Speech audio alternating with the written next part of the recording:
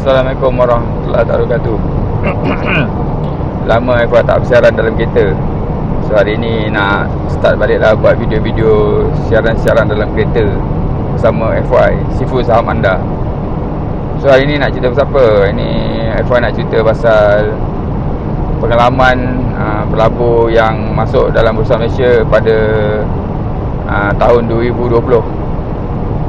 Kenapa? Sebab tahun 2020 tu memang ramai lah pelabur-pelabur yang berpusu-pusu masuk dalam laporan saham di bursa. Kenapa? Sebabnya masa tu kan Covid melanda. Lepas Covid melanda, Malaysia lockdown pada 18 bulan Mac 2020. Bila Malaysia lockdown, dah habis, semua orang tak boleh nak pergi mana-mana, tak boleh nak pergi melancong, tak boleh nak pergi membeli belah, tak boleh pergi shopping, tak boleh pergi beli handbag kan, tak boleh nak pergi kasino malah kan, nak pergi beli nombor ekom tak boleh kan. Jadi sebagai alternatif, mereka buka akaun lah, buka akaun saham. Pada masa tu, pada tahun 2020 tu, orang buka akaun saham tu berkali-kali ganda lah. Jumlah dagangan saham pun meningkat sehingga lebih 10 kali ganda. Kalau secara puratanya dagangan saham di bursa hanya sekitar 2 bilion macam tu kan, paling kuat pun 5 bilion. Tahun 2020 ia naik sehingga setinggi 27 bilion. Punyalah ramai kan. Dan kalau kata kita buat perbandingan antara tahun 2017 hingga tahun 2020, kita dapati apa? Kita dapati yang kemasukan pelabur-pelabur retail, pelabur-pelabur runcit begitu ramai sekali, iaitu meningkat sebanyak 10 kali ganda, antara 200 juta sehingga 2 bilion kan. Dulu dilabur 2017 dah 200 juta je, sekarang dah sampai 2 bilion. Kenaikan tu memang meletup-letup lah. Tapi ada masalah kat situ kan. Bila sahaja Covid melanda dan bila sahaja kerajaan mengumumkan lockdown, apa jadi? Market terus jatuh kan. Market jatuh sehingga ke paras 805 mata. Kau punya jatuh kan. Jadi bila jatuh ke 805 mata tu, tidak seperti mana yang berlaku pada tahun 2008 dahulu kan, masa isu subprime issue yang berlaku di Amerika sebabkan kerana isu mortgage isu hartanah di Amerika dahulu kan. Jadi apa jadi ialah dia jatuh sampai 805 mata. Kemudian selama 29 bulan berturut-turut, tahun 2008 tu menjelang tahun 2010 kan, ia naik selama 29 bulan berturut-turut. Daripada 805 mata tu naik sehinggalah ke 1600 mata. Jadi pada masa tu ramailah pelabur yang dapat keuntungan. Kenapa? Sebab market naik. Sebab market naik tu psikologi dia, kalau anda nak faham, mudah saja. Psikologinya ialah bila buyer lebih kuat daripada seller. Yang itu yang terjadi kan. So apa jadi tuan-tuan dan puan? Kenaikan tu menguntungkanlah ramai pihak. Menguntungkan mutual fund kan, menguntungkan broker-broker dan sebagainya. Sebab dia naik secara perlahan kan. Dia naik secara macam U lah, dia naik macam tu. Tapi tahun 2020 dia berbeza kan. Berbeza kenapa tuan-tuan puan? Berbeza pasal kali ni dia naik, dia turun dan naik dalam bentuk V, begitu pantas.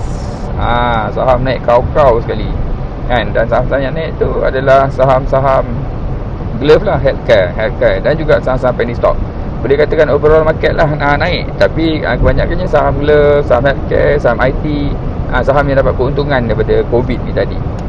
Itu cerita dia kan. Kalau kita buat pembandingan, saham-saham yang lain tu banyak terjejas. Bank terjejas, saham-saham yang consumer product tu terjejas. Pasal apa? Pasal orang tak membeli belah kan. Semua benda-benda terhenti kan. Industrial product terhenti kan, construction terhenti, development terhenti kan, mining terhenti. Itu cerita dia. Even agriculture pun terhenti. Tapi kenaikan glove tu kan telah membawa secara tak langsung indeks naik ke atas dengan begitu pantas kan. Pada masa tu harga saham glove especially kan, valuation dia memang melampau-lampau lah, sampai PE 90, PE 100 kan. Itu pun orang beli kerana anticipation of keuntungan yang bakal didapat ke depan kan. So itu cerita dia. So kenaikan tu memang betul-betul lah. Tapi apa jadi tuan-tuan puan? Kenaikan tu lepas tu je kan dia dah slow je, dia menurun balik kan. Volume Yang masuk ramai-ramai tu tiba-tiba diminishing, tiba-tiba menghilang, merosot kan, daripada 27 bilion tu turun kan. Sehingga sekarang dia dah duduk antara 2 ke 3 bilion, kembali kepada tahap macam umpama normal sebelum kenaikan tu tadi. Jadi apa jadi? Ramailah yang terkandas. Ramai pelabur-pelabur tahun 2020 ni kan, pelabur-pelabur yang baru yang masuk dalam market tu terkandas. Sangkut, terpaksa peram saham-saham dia. Saham-saham penny stock terpaksa peram, saham-saham glove terpaksa peram. Pasal kenaikan dah terlalu tinggi. Kemudian bila dia jatuh, dia terus jatuh. Even hingga hari ni pun kalau kita tengok saham-saham glove masih lagi bearish kan. Pun begitu tuan-tuan, menjelang tahun 2020 ni nampak keadaan lebih baik lah kan. Pun begitu sebelum tu dah berlaku pula perang Rusia dengan Ukraine. Dah masalah. Perang Rusia dan Ukraine akan menyebabkan inflasi kan, iaitu kenaikan harga barang. Pasal harga minyak naik, harga komoditi naik kan. Jadi masalah pula yang lain kan. Lepas tu ada pula datang pula Omicron yang baru ni kan. Apa-apa dia Delta, Omicron, tak benda lah nama pula kan. Ada macam-macam lah benda yang berlaku yang menyebabkan market disdampen lah, market jadi lemau. Jangan risau tuan-tuan, FY dah melabur lebih daripada 25 tahun. Jadi tak ada apa yang nak risaukan. Market will always be there kan. Ekonomi akan terus-terusan berkembang kan.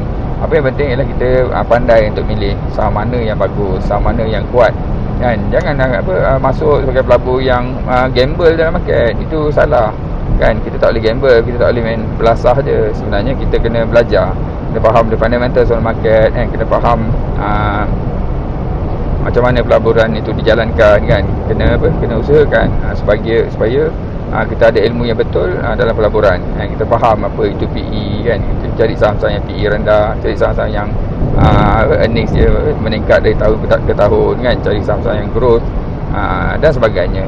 Jadi dalam hal ni Eva tak ada cara lain lah selain menyarankan anda, kalau ada masa kan, kalau ada kelapangan kan, jemputlah datang ke seminar yang Eva jalankan. Seminar From Zero to Hero nama dia. InsyaAllah ia akan berkebaikan kepada anda.